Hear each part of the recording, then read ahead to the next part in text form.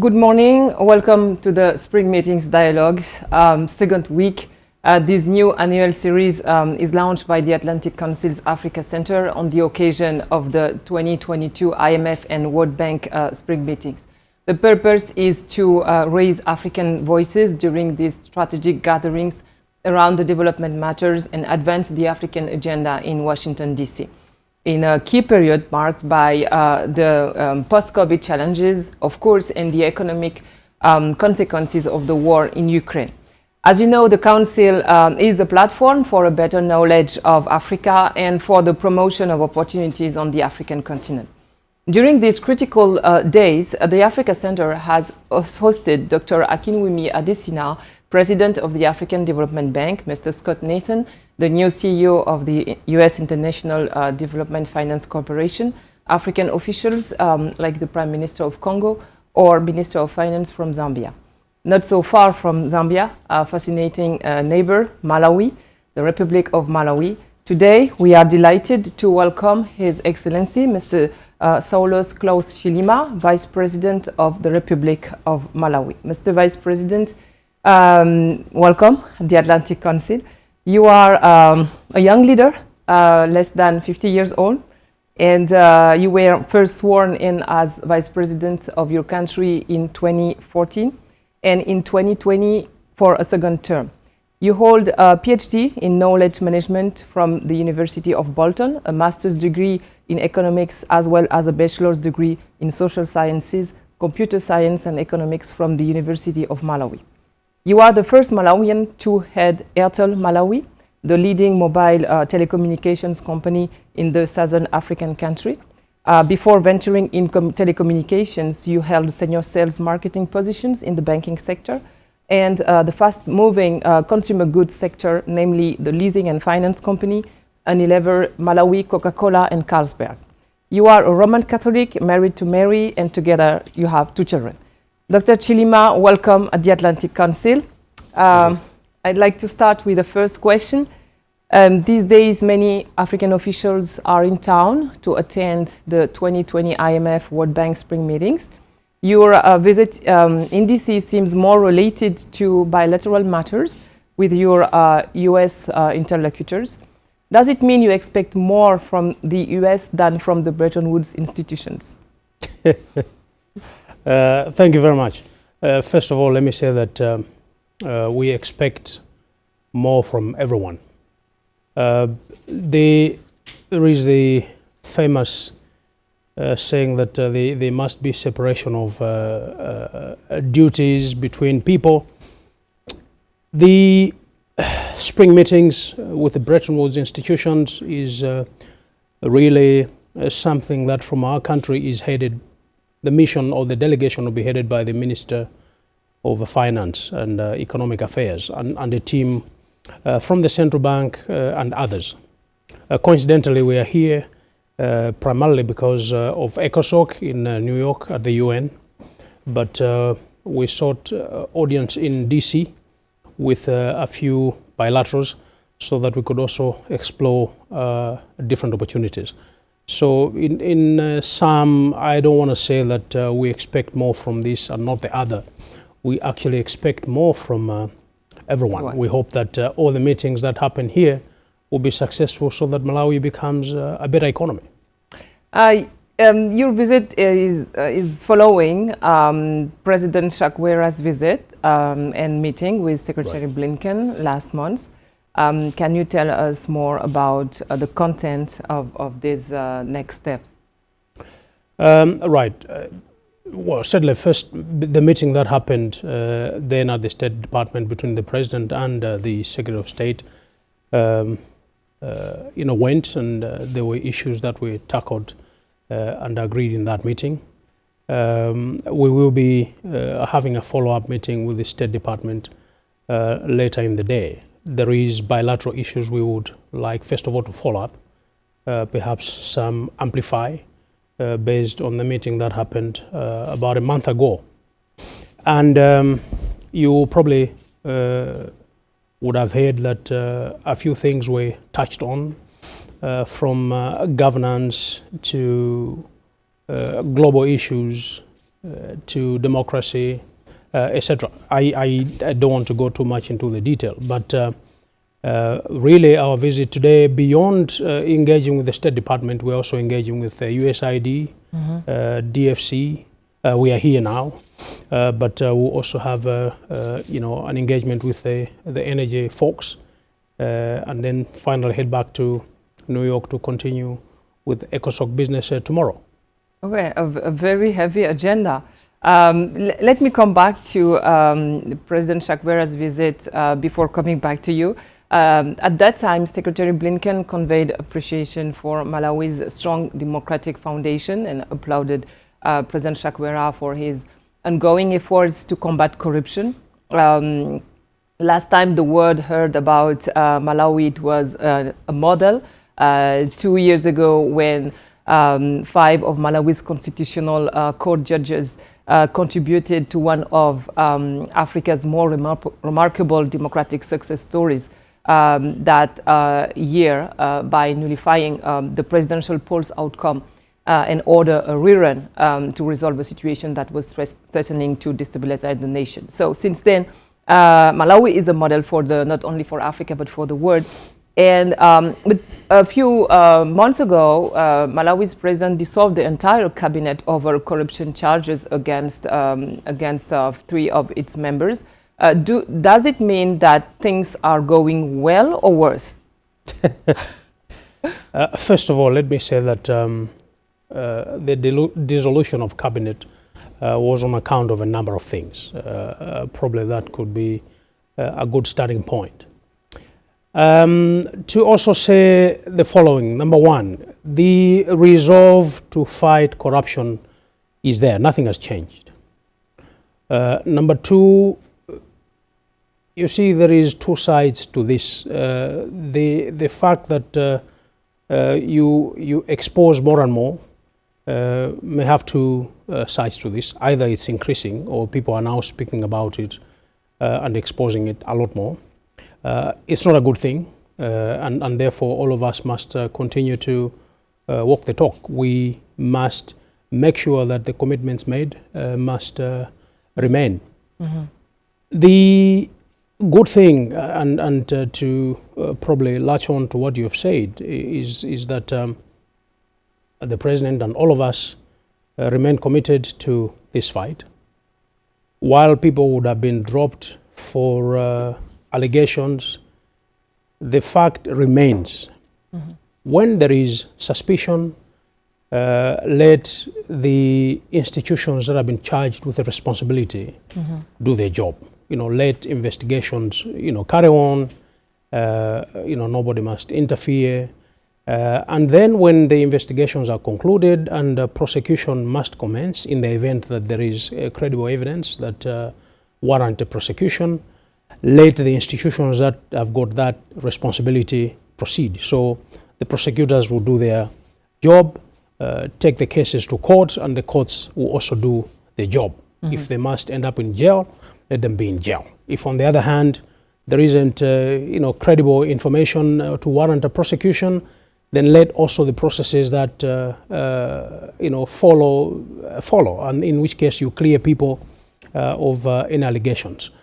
The parting shot is to say nothing has changed. We will continue to fight, but there must not be any interference, whether it is pro or against. Let the institutions do their job independent of any form of interference. Of course. Let's dive into or come back to the economic matters related to your trip. Last Monday at Kamodzu Palace, President Chakwera repeated his appeal for the end of the Ukraine war, saying that the effects that this war affects the international markets and a rise of the prices of essential commodities. What's the situation in your country about that, the cost of living, for example, and what your government is doing to limit the effects of the war on the ground? Right. So obviously the the war has had its own impact. Two things that directly affect Malawi at this stage, probably in the short term, will be fuel, and next will be fertilizer. There may be other commodity prices that will be impacted, and then you're asking what mitigants. As a government, you want to say to what extent can we pass on the impact of the world prices to the citizens. You could free up some levies that were there so that you could probably lessen or minimize on the extent to which you could increase energy prices. And then for fertilizer, because this is something that's going to kick off, at least for the big programs, much later on in the year, there is a reform that is happening around fertilizer intended for smallholder farmers, so that then first is you do it a little bit more targeted, so that you achieve efficiencies and therefore can cushion whatever shocks are there. My view is that this situation, for instance, if it was going to go on for another 6 months, it means we have to live with it. And therefore, what opportunities does it present? So prices of wheat probably have gone up, and there's a risk that wheat could be scarce in certain parts. Is it an opportunity for Malawi to produce wheat? People can give answers on their own. Soya prices, is it an opportunity for soya production to be increased, and therefore you don't have to import crude oil? You can have your own and produce cooking oil for consumption and possible for export in the short to medium term. These are questions that can be addressed in the domestic setting back home. So while the war there would have its own adverse effects in the short to medium term, living with that situation also calls for faster thinking to first of all say, while there is the downside in as far as fuel and fertilizer is concerned, there could be some opportunity in as far as soya production and wheat production is concerned. And then you can see the net effect, whether ultimately you end up worse off or you end up better off.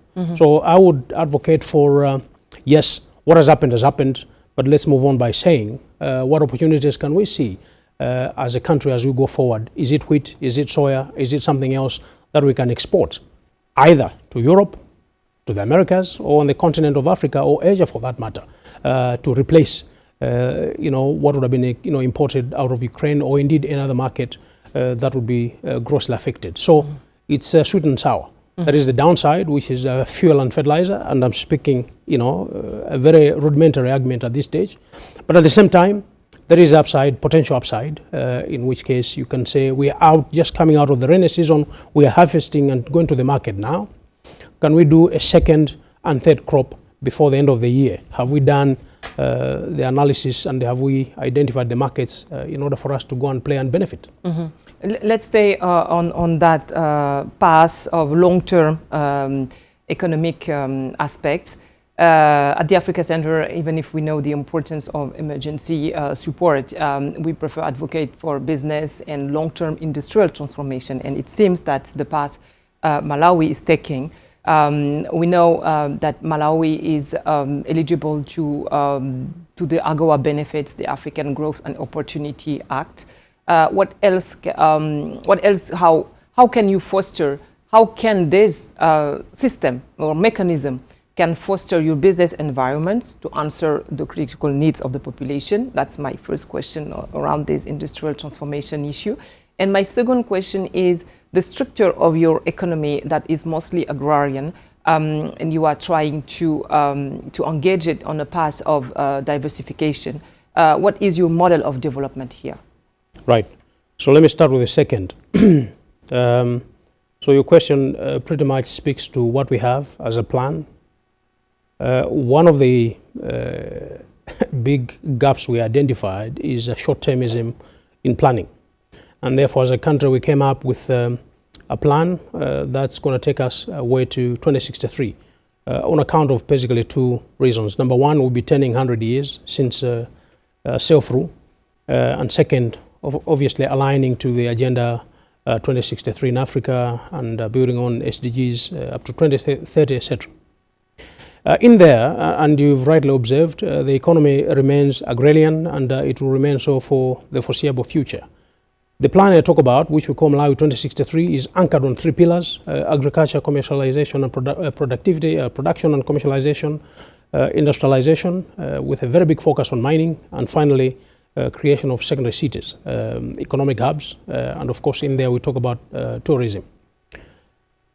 With agriculture as the core, first, as it says, production. So we want to look at how we can improve on productivity to boost our yield per hectare, and mechanization comes into play.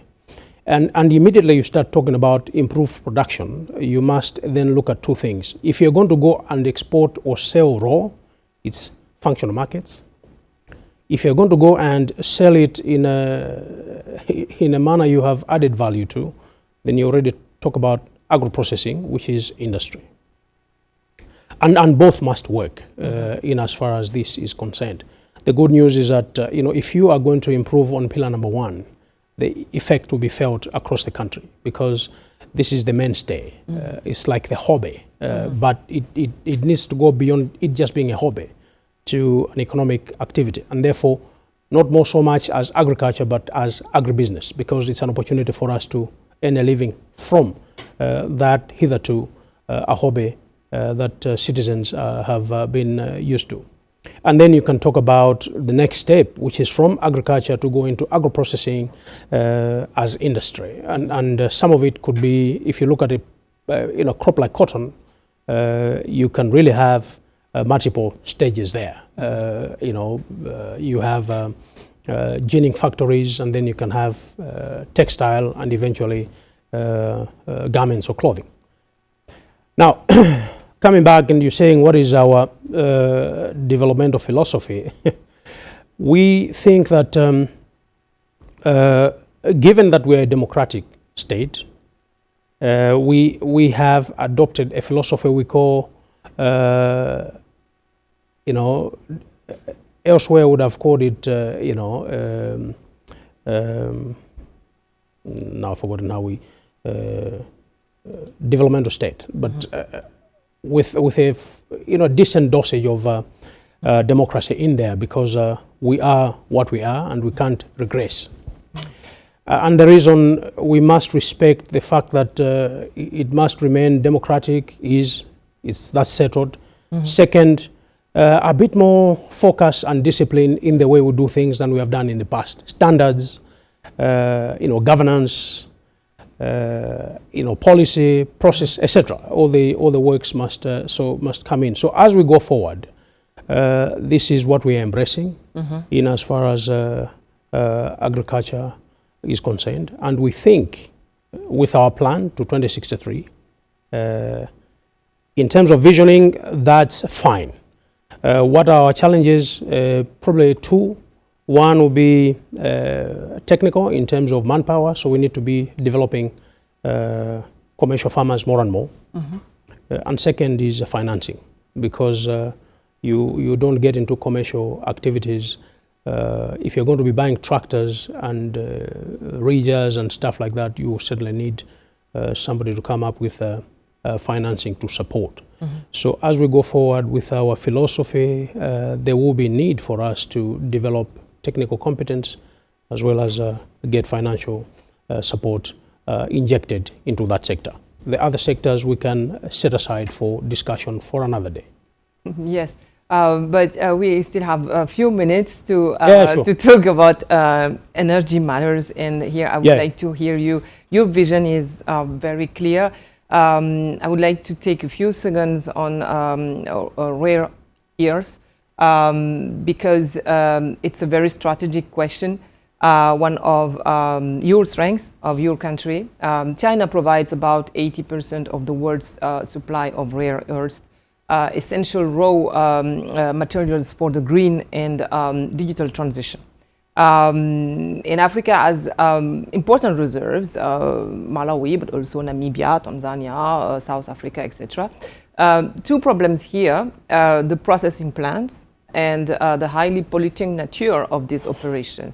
how to solve this double challenge in Malawi. Right. So again, to start by saying, what is the visioning? In Malawi 2063, pillar number 2 talks about industry. So mining is the integral. We would like to move to mining to complement agriculture. Now, our president last year talked about mining as the next big thing, and it must be. What are the challenges currently? We're looking at the regulatory framework, and the bill is in place to address that. We're looking at infrastructure in 2 parts, access roads, or it could be railway line, and of course energy. These are also in the process of being addressed. Now, to answer your specific question about rare earth, we do have in the southern part of the country a mine which surely should be developed within the next 24 to 36 months to be looking at 10,500 or 12,000 tons of carbonate every year, and then there could be other products that could come in, acids and stuff. This for us is something that we must be looking at as the next big thing. For export to markets that need, as you've said, green. So whether it is for cars, it's for turbines. This is a big opportunity for us, and the earlier we move in that direction, the better. Robotics, aeronautics, so many things. No, it does. But you see, where we are at a stage where the mining development agreement is about to be concluded, and once it is, probably in the next 60 to 90 days at the most. And then you can get into discussions around financing, and then once that is also settled, then you go into the actual construction. So putting all these processes and the construction together, we are saying tops 36 months. The gains by far would outweigh whatever we have gone through over the last 12, 24 months in order for us to get to a stage where we can start talking about decent mining coming on. Obviously, we will not be able to process everything within Malawi. We can look at other markets that have already got developed facilities, whether in Europe, in Asia, or in Africa itself, or in the North, in the Americas. We could then explore possibilities of sending at least processed a product to these markets to take that to the next stage. And it is a part of your discussions right now with the US, right? Absolutely, with the DFC. Okay. Right. And to come back to the regional, that's my last question, matters because with your status of model, I am sure your look on the neighborhood is interesting, and you know that last month the DRC joined the East African community, which is one of Africa's unique markets for the free movements of goods, capitals, and people. What are your expectations from this important neighbor, who also has important assets in terms of mining? But the problem is the eastern part of this country is so unsafe and insecure, and you leave that with the Zaleka camp that needs funding to support the refugees who are there. How do you manage this neighbor, important neighbor, but that unsecures the environment? Right. First of all, the DRC is the incoming chair of our regional bloc, SADC, the Southern Africa Development Community, taking over from Malawi, who is the current chair. And therefore, we work very well with DRC. We have a mission there under the auspices of the UN, peacekeeping. But let me say that, look, the fact that there is certain pockets where there is instability, you can't wholly attribute, it may be the case, but I don't think that we should wholly attribute that to the prevalence of precious stones. It could be political, it could be anything else. And therefore, yes, we might say, if you develop mining, there is the risk of doing the following. There's just about risk with everything. the risk of not developing the mining sector is that people will remain poor. And as an economy, you remain solely dependent on agriculture and probably the service sector. So that's also a risk. How do we de-risk that? Well, it's also to make sure that then you continue to engage. So dialogue is key, and if you must boost engagements with the neighbors to avoid, and touch wood, to avoid occurrences of similar nature as to what we see in other parts of the world, invest and engage. But I don't think that this is enough reason to dissuade anybody from exploring mining as the next big thing, at least in as far as Malawi is concerned. So I would sit, my view is to sit on the positive side of looking at things, as opposed to being obsessed with the negatives, to say if you do this then the following will follow. What if it doesn't follow? I mean, this is all hypothetical. So I would really move on with our agenda and say that, look, let it come and then we shall deal with it when it comes. But we can't stop thinking and investing or exploring our mining opportunity just because we are afraid of what we have not seen, also because we don't have a full picture of what is happening in some geography. Exactly. Thank you, Mr. Vice President. We share your optimistic visions of your country, and it's a promising economy. So we wish you the best of luck for the next steps of your commitments, public and official commitments. Right. I think we have finished now. Thank you very much. We appreciate your clear answers, and we wish you a very good stay in Washington, D.C. Thank you.